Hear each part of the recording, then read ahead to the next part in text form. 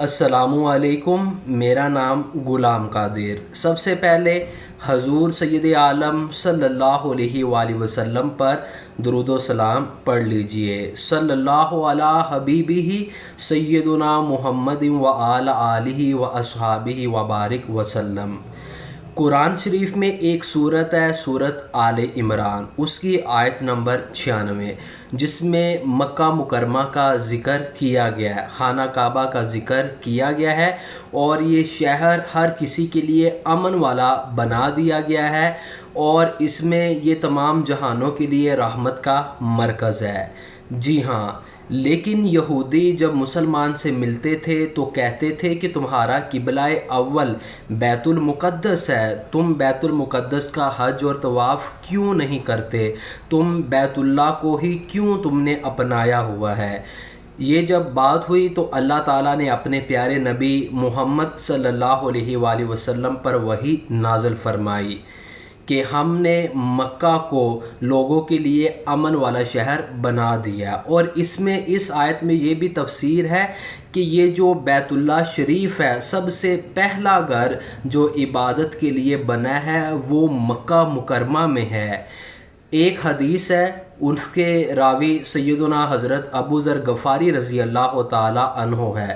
آپ فرماتے ہیں کہ میں حضور سید عالم صلی اللہ علیہ وآلہ وسلم کی بارگاہ میں حاضر ہوا۔ یا رسول اللہ صلی اللہ علیہ وآلہ وسلم، اللہ تعالیٰ نے اس زمین پر عبادت کے لیے سب سے پہلا گھر کون سا بنایا؟ حضور سید عالم صلی اللہ علیہ وسلم نے جواب دیا، ابو ذر غفاری، اللہ تعالیٰ نے سب سے پہلا گھر مسجد حرام یعنی بیت اللہ شریف بنایا۔ پھر حضرت سیدنا ابو ذر غفاری رضی اللہ تعالیٰ عنہ نے حضور سید عالم صلی اللہ علیہ وآلہ وسلم کی بارگاہ میں پھر سوال کیا، یا رسول اللہ اس کے بعد کون سا گھر؟ پھر حضور سید عالم صلی اللہ علیہ وسلم نے فرمایا، ابو ذر غفاری، مسجد اقصی یعنی بیت المقدس ہے۔ حضرت ابو ذر غفاری نے حضور کی بارگاہ میں پھر سوال کیا، یا رسول اللہ ان دونوں میں کتنے سال کا فرق ہے؟ حضور سید عالم صلی اللہ علیہ وسلم نے فرمایا، ابو ذر غفاری 40 سال کا فرق ہے۔ پھر حضرت ابو ذر غفاری نے عرض کی، یا رسول اللہ اس کے بعد کون سا گھر بنایا؟ حضور سید عالم صلی اللہ علیہ وسلم نے فرمایا، ابو ذر غفاری، جو بھی زمین پر جو بھی جگہ آپ کو عبادت کے لیے مل جائے، ساری زمین اللہ تعالیٰ کی عبادت کے لیے اللہ نے مسجد بنا دی ہے۔ تو اسی لیے اس حدیث سے ثابت ہوتا ہے کہ بیت اللہ شریف سب سے پہلا گھر ہے، ٹھیک ہے، پھر بیت المقدس ہے، اور فرشتوں کا جو فرشتے جس گھر کے گرد طواف کرتے ہیں وہ آسمانوں پر ہے، عرش الہی کے نیچے ہے، اس کا نام ہے بیت المعمور ہے۔ اب یہ دیکھیں، بیت المقدس کا کبھی لوگوں نے طواف یا حج نہیں کیا، بیت اللہ کا ہر سال لوگ حج اور طواف کرتے ہیں۔ آپ کو یہ جان کر بھی حیرانی ہوگی، جب سیدنا ابراہیم علیہ السلام نے یعنی سیدنا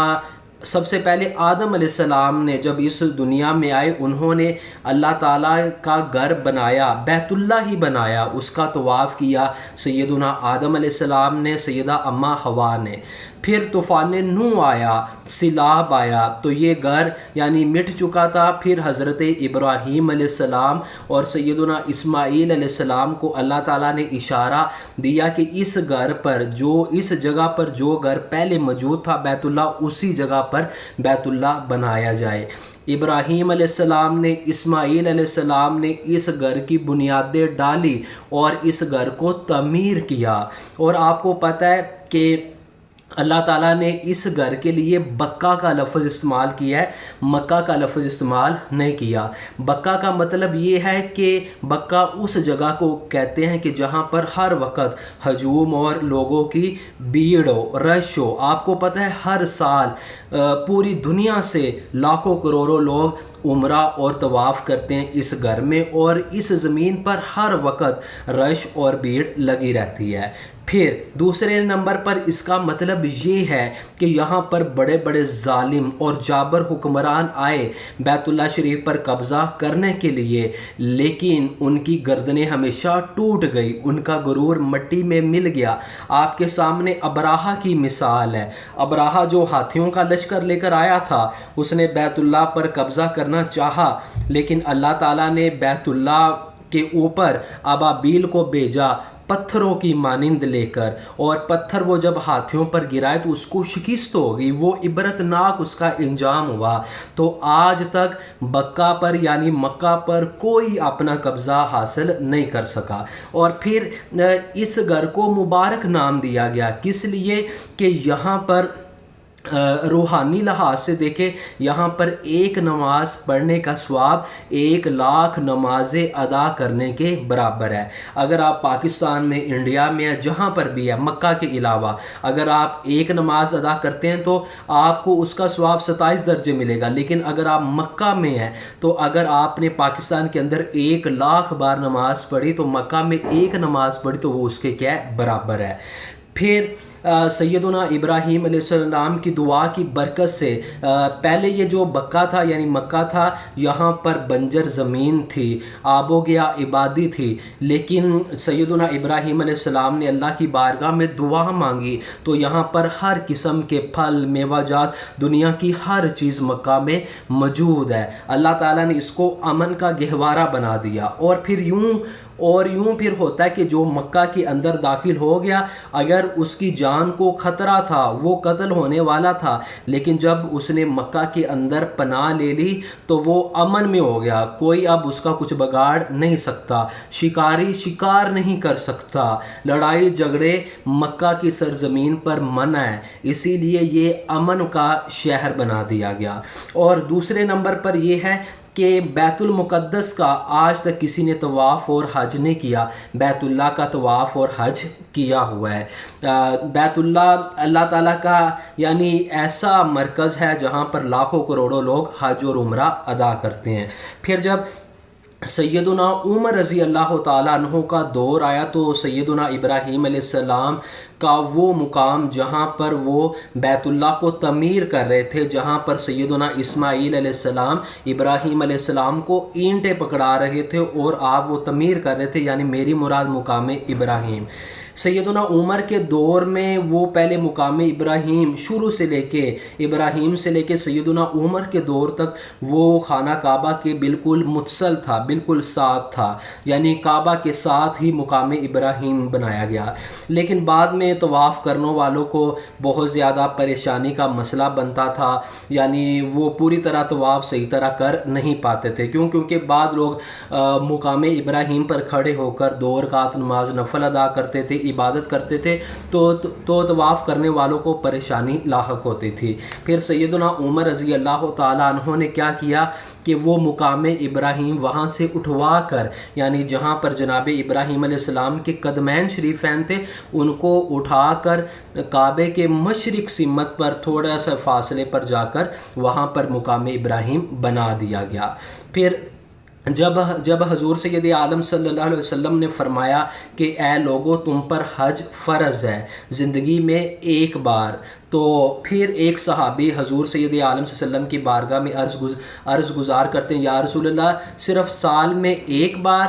پھر آپ صلی اللہ علیہ وسلم خاموش رہے، پھر اس نے جواب ٹھہرایا صرف ایک بار، پھر حضور سید عالم صلی اللہ علیہ وسلم خاموش رہے، پھر اس نے جواب ٹھہرایا ایک بار، پھر آپ صلی اللہ علیہ وسلم خاموش رہے، پھر آپ صلی اللہ علیہ وسلم بولے کہ تم لوگ ایسے انبیاء کرام علیہ السلام سے سوال نہ پوچھا کرو، تم سے پہلے جو لوگ تھے، بنی اسرائیل کے جو لوگ تھے، وہ انبیاء کرام علیہ السلام سے سوالوں کی برمار کرتے تھے کہ اے نبی اللہ یہ سوال ہے، اے نبی اللہ یہ سوال ہے، ان کا اختلاف کرتے تھے، اور انہی وجہ سے بنی اسرائیل لوگ ہلاک ہو گئے تھے، اللہ تعالیٰ کی بارگاہ میں مردود ہو گئے تھے۔ تو آپ صلی اللہ علیہ وسلم نے فرمایا کہ میں جس چیز کا حکم دوں وہاں پر خاموشی سے ہو کر آپ نے وہ حکم کی تعمیل کرنی ہے، اور جس چیز سے میں روکوں اس چیز سے رک جانا ہے۔ اگر تم نے 3 بار پوچھا، اگر میں ہاں کہہ دیتا تو ہر سال حج فرض تم پر ہو جانا تھا، اور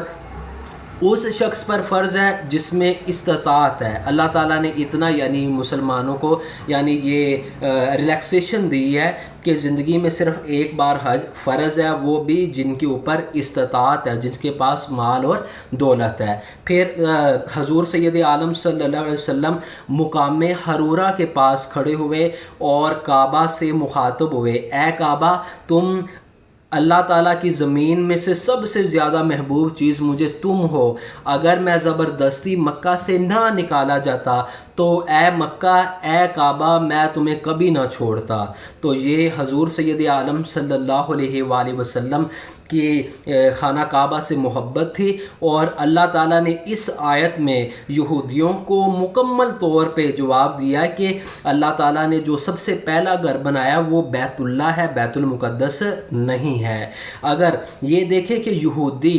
جو مشرکین ہیں، نصارہ جو مشرکین ہیں، عیسائی لوگ اور مسلمان جو اہل ایمان ہے، سب کے سب ابراہیم علیہ السلام کو اپنا پیشوا اور امام مانتے ہیں۔ تو یہاں پر یہ بات بھی ڈیفینائڈ کی گئی کہ اگر آپ ابراہیم علیہ السلام کو مانتے ہیں تو ابراہیم علیہ السلام پہلے اعلان کرنے والے تھے کہ